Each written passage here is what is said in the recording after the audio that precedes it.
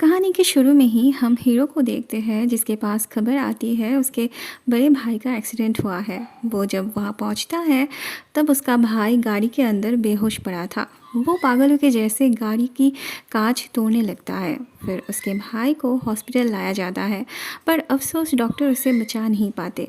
हमारे हीरो का नाम था शाओ। शाओ अपने बड़े भाई से बहुत प्यार करता था। ये इंसिडेंट उसे हिला के रख देता है। गाड़ी में उसे कुछ ड्राइंग मिली थी। उसके बाद ही हम हीरोइन को देखते हैं जिसका नाम शीना था।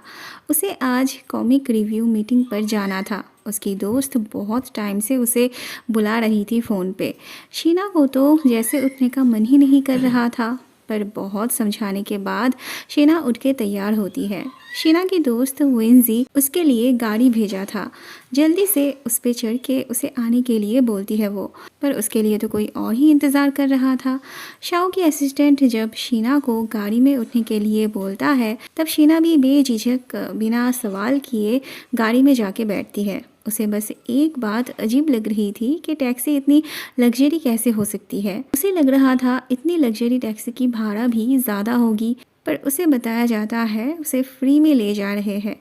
वहाँ विंजी शीना के लिए मीटिंग जैसे तैसे करके रोक के रखी थी। वो उसे फ़ोन पे ट्राई करती जाती है, पर उसका फ़ोन भी नहीं लग रहा था। शीना को जब शाओ के घर ले आया जाता है तब भी उसे कुछ शक नहीं होता। वो सोच रही थी मीटिंग की जगह चेंज हो गई है शायद, पर जब तक उसे समझ में आता है तब तक वो शाओ के घर फंस चुकी थी। यहाँ से बाहर जाने का कोई रास्ता भी नहीं था। शाओ जिस तरह से शीना से बात कर रहा था उससे लग रहा था वो शीना को पहले से जानता था और शीना ने उसके साथ कुछ गलत किया था।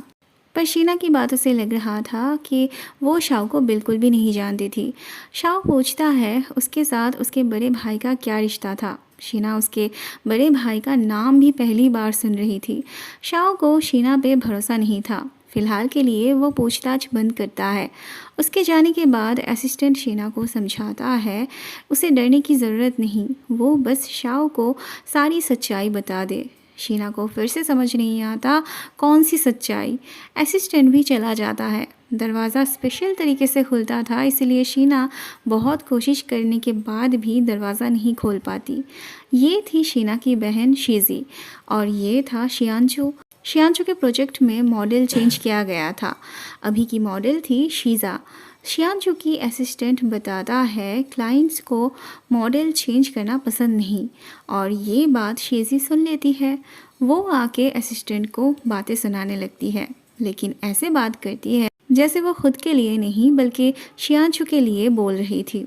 शियांचू शीजी का गुस्सा ठंडा करता है। वो शीजी से बहुत प्यार करता था। वहाँ शाओ बाहर से शीना से पूछताछ कर रहा था। शीना एक ही सवाल बार बार सुन के परेशान हो चुकी थी। शाओ उसे एक न्यूज़ दिखाता है जो कि उसके भाई के एक्सीडेंट वाले दिन का था। इसे देख के भी शीना को कुछ समझ में नहीं आता। वो इसके बारे में कुछ भी नहीं जानती थी। शाओ पूछता है वो उस दिन कहाँ थी। शीना ठीक से याद करने की कोशिश करती है और यहाँ हमें दो बात पता चलती है। एक तो उस दिन शीना को कमरे में बंद करके रखा गया था क्योंकि उसके बदले शीजी शियांचू के सामने प्रेजेंट रहना चाहती थी। दरअसल शियांचू बहुत सालों से देख नहीं पाता था। शीना शियांचू की आंखें बनकर उसके साथ रहती थी। शियांचू एक्चुअली शीना से प्यार करता था, पर शीजी ऐसा होने नहीं देती। वो शियांचू के सामने शीना बन के खड़ी होती है। नाम से कोई फ़र्क नहीं पड़ता था क्योंकि शियांचू उसे खुद का दिया हुआ नाम से पुकारता था और शीजी उसी नाम से अपने आप को पहचान करवाती है। शियांचू भी सर्जरी के बाद शीजी को ही देख पाता है। उसे थोड़ा सा भी शक नहीं होता। दूसरी बात हमें ये पता चलता है कि शीना शीजी की असली बहन नहीं थी। उसके मॉम डैड ने उसे गोद लिया था। शीजी की मॉम डैड शीना को ही ज़्यादा प्यार करती थी, उसे ही ज़्यादा प्रायोरिटी देती थी। शीजी को इसका गुस्सा तो था ही, ऊपर से वो शियांचू को भी पसंद करती थी। उसे ज़रा सा भी बुरा नहीं लग रहा था शीना के साथ ऐसा करते हुए। शाओ को शीना की बातों पर विश्वास नहीं होता कि वो पूरा दिन अपने कमरे में ही थी। वो अपनी तरीके से इन्वेस्टिगेट करने की बात करता है। रात में डिनर के वक्त शाओ शीना को बुलाने आता है, पर शीना तो कमरे में ही नहीं थी। वो फुटेज चेक करके देखता है, अनजाने में शीना से दरवाज़ा खुल गया था और वो मौके का फ़ायदा उठा के भाग गई थी। वहाँ शियानचू शीजी को ठीक उसी तरह से प्रपोज करता है जैसा उसने शीना को बचपन में प्रॉमिस किया था। शीजी को ये सब खुशी से ज़्यादा अपसेट फील करवा रही थी। शियांशु को शीना के साथ की हुई हर एक बात याद थी। वो बीच बीच पे शीजी से पूछ रहा था उसे वो बात याद है कि नहीं। वो तो ये भी पूछने लगता है उसने तब क्या कहा था। शीजी को तो कुछ भी नहीं पता था। उसे चुप रहते देख शियांशु ही कहता है कोई बात नहीं। फिर शियांशु उसे रिंग पहना के शादी के लिए प्रपोज करता है। शीजी तो कब से इसी दिन का इंतज़ार कर रही थी। वह शाओ का असिस्टेंट शीना को ढूंढने निकलता है। उसे आते देख कि शीना भागने जाती है और नीचे गिर के बेहोश हो जाती है। शाओ का असिस्टेंट उसे ना पाके घर चला जाता है। चारों तरफ जंगल था। शाओ को शीना के लिए फिक्र हो रही थी। वो आसपास की फुटेज चेक करके शीना को इस तरह से देखता है। फिर दोनों जल्दी से वहाँ आते हैं शीना को लेने। वहाँ शीजी घर आई थी मॉम डैड को उसकी प्रपोजल की खबर देने। उसके मॉम डैड को शीना की फीलिंग्स की फिक्र करते देख शीजी गुस्सा हो जाती है। वो चाहती थी उसके एंगेजमेंट के दिन शीना प्रेजेंट रहे। उसकी मॉम कहती है शीना के लिए वो अप्रोप्रिएट नहीं रहेगा, पर क्योंकि सबको पता था कि शीजी की एक और बहन भी थी, बस इसीलिए शीजी रिपोर्टर्स को बातें बनाने की मौका नहीं देना चाहती थी। शीना अगर उसके एंगेजमेंट के दिन मौजूद नहीं रहती तो रिपोर्टर्स कई तरह के सवाल करते। वहाँ शीना के लिए डॉक्टर बुलाया गया था। शीना को होश आ चुकी थी, फिर भी वो नाटक कर रही थी। शाओ उसका नाक पकड़ के रखता है तो शीना को उठना ही पड़ता है। शीना शाओ की वजह से मीटिंग अटेंड नहीं कर पाई थी। उसका जॉब भी शायद चला गया था। इतनी बड़ी लॉस करवाने की वजह से शीना उससे कंपनसेशन मांगती है, पर शाओ उल्टा उसी पे कंपनसेशन की बोझ डाल देता है, ये कह के कि उसने उसके लिए जो ट्रीटमेंट का बंदोबस्त किया था वो उसके जॉब की सैलरी से भी ज़्यादा है। पहले वो उसका उधार चुकाए। शीना के पास ना ही उसे देने के लिए उतने पैसे थे और ना ही शाओ के सवालों का जवाब। वो बस अपने घर जाना चाहती थी। शाओ भी उससे बस सच जानना चाहता था। शीना भी एक ही जवाब देती है कि वो उस दिन घर पे ही थी। वो ये भी कहती है कि वो उसे जितनी बार ये सवाल पूछेगा वो उतनी बार ही एक ही जवाब देगी। शीना बेड पे जाके सोती है और तब शाओ असिस्टेंट से कहता है शीना को घर छोड़ के दे आने के लिए। शीना को जाते वक्त भी विश्वास नहीं हो रहा था कि शाओ ने उसे सच में जाने दिया। शाओ कल का फुटेज अच्छे से चेक करके देखता है। शीना बेहोशी की हालत में शियांचू का नाम ले रही थी। शाओ कन्फ्यूज था कि वो जिस शियांचू को जानता था क्या शीना उसी का नाम ले रही थी। अगले सीन में हम शियांचू की दीदी को देखते हैं जो कि बहुत स्ट्रिक्ट थी।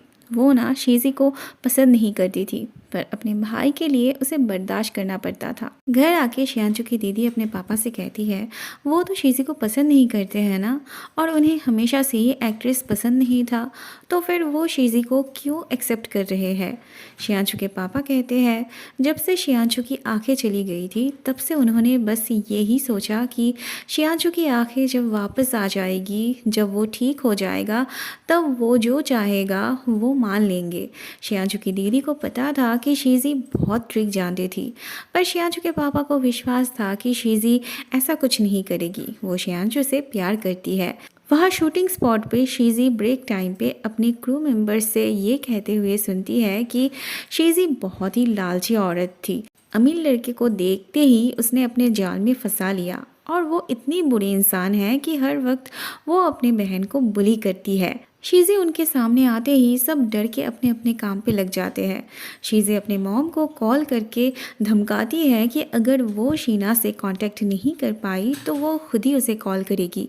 शीजी की मॉम डैड दिल से नहीं चाहते थे शीना उनकी एंगेजमेंट में जाए और उन्हें देख के उदास हो पड़े, पर शीजी की प्रेशर डालने से उसके पापा शीना को कॉल करने की बात करते हैं। वो उम्मीद कर रहे थे दो बहनों में शायद ठीक से बात हो भी सकता है, लेकिन जो भी कहो उनके अंदर भी हिम्मत नहीं थी डायरेक्ट उसे बुलाने की। वो शीना से उसकी मॉम की बीमारी का बहाना दे के बुलाते हैं। शीना घर पहुंच के जब शीजी को देखती है तभी वो जाने की बात करती है, और वैसे भी उसकी मॉम को वो ठीक ठाक ही देख रही थी, तो बेकार में यहाँ रहने का कोई मतलब नहीं था, पर उसकी मॉम उसे रोक लेती है।